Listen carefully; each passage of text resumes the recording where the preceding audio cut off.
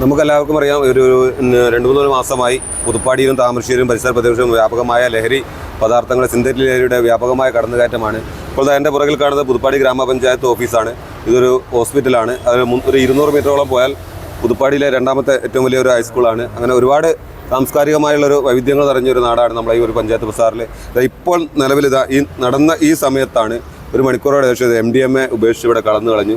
നിരന്തരമായി നമ്മൾ ഈ ലഹരിക്കെതിരെയുള്ള പോരാട്ടങ്ങളാണ്. ഇവിടുത്തെ വാർഡ് മെമ്പറാണ്. ഞങ്ങൾ വ്യത്യസ്ത രാഷ്ട്രീയ പാർട്ടികളിലാണെങ്കിലും ഈ ഒരു വിഷയത്തിൽ ഞങ്ങളെല്ലാവരും ക്ലബ്ബും പിന്നെ മറ്റെല്ലാ കാര്യങ്ങളും ഞങ്ങൾ ഒരുമിച്ചാണ് മുന്നോട്ട് പോകുന്നത്.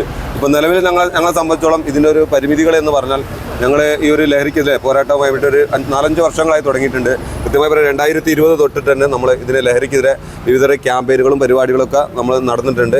അപ്പം ഇതിൻ്റെ ഭാഗം അടുത്ത കാലത്തായി നമുക്കറിയാം ഷിബിലി കൊലപാതകം, അതുപോലെ ആഷിക്ക് ഉമ്മയെ വെട്ടിക്കൊന്ന കൊലപാതകങ്ങളൊക്കെ നടന്ന വ്യാപകമായിട്ട് തന്നെ നമ്മുടെ നാട്ടിൽ ഒരു ലഹരി വലിയൊരു പിടിമുറിക്കുന്ന സമയത്താണ്.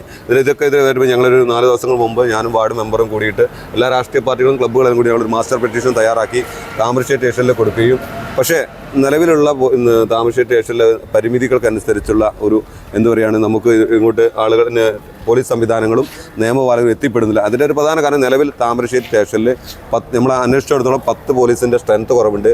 നിലവിൽ 3 വാഹനങ്ങൾ മാത്രമാണ് ഉള്ളത്. നമുക്കറിയാം 3 പഞ്ചായത്തുകൾ പൂർണ്ണമായും 3 പഞ്ചായത്തുകൾ ഭാഗികമായിട്ടുമാണ് നമ്മുടെ ഈ ഒരു താമരശ്ശേരി സ്റ്റേഷൻ്റെ പരിധി. അപ്പോൾ ഒരുപാട് പരിമിതികൾ, അതായത് നിയമ സംവിധാനങ്ങളും നമ്മുടെ സർക്കാരൊക്കെ ഉണർന്ന് പ്രവർത്തിച്ചാൽ മാത്രമേ ഇതിനൊക്കെ ഒരു പരിധി വരെ ഒരു പരിഹാരം കാണാൻ കഴിയുള്ളൂ. നിലവിൽ നമ്മൾ ഇൻഫോം ചെയ്യുന്ന സമയത്ത് എന്നുപോലെ നമുക്ക് നിയമപാലകർ എത്തിപ്പെടാൻ കഴിയാത്ത വലിയൊരു പ്രയാസമുണ്ട്. ഇപ്പോൾ തന്നെ നമ്മൾ ഈ ഒരു MDMA പിടിച്ചു കഴിഞ്ഞിട്ട് ഒരു മണിക്കൂറോളമായി ഇതുവരെ എന്തില്ല, അതിൻ്റെ വേണ്ടിയുള്ള ഫോഴ്സുകൾ നിലവിൽ ഇവിടെ എത്തിച്ചേർന്നിട്ടില്ല. ഇത്തരത്തിലുള്ള പ്രവർത്തനം നമ്മൾ കാഴ്ചവെക്കുമ്പോൾ നിയമപാലകരും ഇതിൻ്റെ അധികാരികളുമൊക്കെ എന്താ പറയുക ക്രിയാത്മകമായിട്ട് ഇടപെട്ടിട്ടില്ലെങ്കിൽ നമ്മളെപ്പോലുള്ള ആളുകൾക്കൊക്കെ വലിയൊരു പ്രയാസമാണ്. അപ്പോൾ വാർഡ് മെമ്പറൊക്കെ ഇതിനെക്കുറിച്ച് എന്താ പറയുക കൂടുതലായിട്ട് നമുക്ക് ജാഗ്രതാ സമിതിയും കാര്യങ്ങളും അതിനെക്കുറിച്ചൊക്കെ വാർഡ് മെമ്പർ കൂടുതൽ പറയുന്നതാണ്. ഞാൻ പുതുപ്പാടി ഗ്രാമപഞ്ചായത്തിലെ വാനിക്കര 19-ാം വാർഡിലെ മെമ്പറാണ്.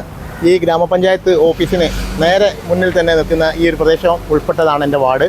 അപ്പോൾ ഈ വാർഡിൽ ഈ ഒരു അങ്ങാടി കേന്ദ്രീകരിച്ച് ഏറ്റവും കൂടുതൽ ലഹരി വിൽപ്പന നടക്കുകയും അതുപോലെ തന്നെ ലഹരി വിൽപ്പന നടക്കുന്നതോടൊപ്പം തന്നെ ലഹരി ഉപയോഗിക്കുകയും ചെയ്യുന്നുണ്ട്. അപ്പോൾ ഇതിനെതിരെ ശക്തമായിട്ട് ഈ പ്രദേശത്തെ മുഴുവൻ ആളുകളും ഒപ്പിട്ടുകൊണ്ടൊരു മാപ്പിറ്റീഷൻ താമരശ്ശേരി പോലീസ് സ്റ്റേഷനിൽ നൽകിയിട്ടുണ്ട്. DYSP, താമരശ്ശേരി CI, അതുപോലെ ഗ്രാമപഞ്ചായത്ത് പ്രസിഡന്റ്, ഇവർക്കെല്ലാം നമ്മൾ നിവേദനം നൽകിയിട്ടുണ്ട്. അതിൻ്റെ അടിസ്ഥാനത്തിൽ ഇപ്പോൾ ഷംനാഥ് പറഞ്ഞതുപോലെ തന്നെ ഈ പോലീസ് എത്തിപ്പെടാൻ കഴിയാത്ത ഒരു സാഹചര്യമുണ്ട്. ഇപ്പോൾ ഇത് തന്നെ ഉദാഹരണം, ഇപ്പോൾ ഇന്ന് രാവിലെ ആളുകളെ കണ്ട് ഓടിപ്പോയിട്ട് ശേഷം അവിടെ ഉപേക്ഷിച്ച് പോയ MDMA ആണത്.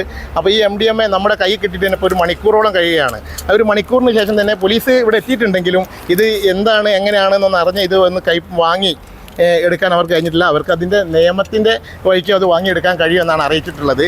അപ്പോൾ ഈ ഒരു പ്രദേശത്ത് ഈ ഒരു വിൽപ്പന നടക്കുന്നതിനെതിരെ ശക്തമായിട്ട് നിലപാടെടുത്തിട്ടുണ്ട്. ആ നിലപാട് പോലീസും മറ്റുള്ള നിയമ സംവിധാനങ്ങളും കൂടി ഞങ്ങൾക്കൊപ്പം ഉണ്ടെങ്കിൽ ഈ പ്രദേശത്ത് നിന്ന് ലഹരിയെ തുടച്ചു നീക്കാൻ ഇവിടെ ഈ പ്രദേശത്തുള്ള ആളുകൾക്ക് കഴിയും. അതോടൊപ്പം തന്നെ 24 അവേഴ്സും ഈ റോഡിന് പോകുന്ന ഹൈവേ പട്രോളിംഗ് ഉണ്ട്. പക്ഷേ അതൊന്നും വേണ്ടത്ര രീതിയിൽ ഉപയോഗിക്കപ്പെടുന്നില്ല.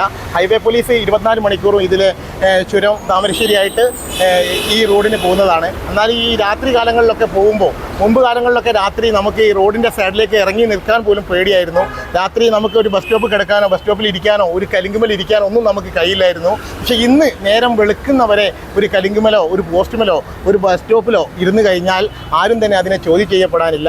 ആ ചോദ്യം ചെയ്യാത്തതാണ് ഇതുപോലുള്ള ലഹരി ഏറ്റവും കൂടുതൽ ഉപയോഗിക്കപ്പെടുന്നത് ഈ രാത്രികാലങ്ങളിലാണ്. ഏതായാലും നല്ല ശക്തമായ നിലപാടും നടപടിയും നിയമപാലകരുടെ അടുത്ത് നിന്ന് ഉണ്ടാവുമെന്ന് പ്രതീക്ഷിക്കുകയാണ്.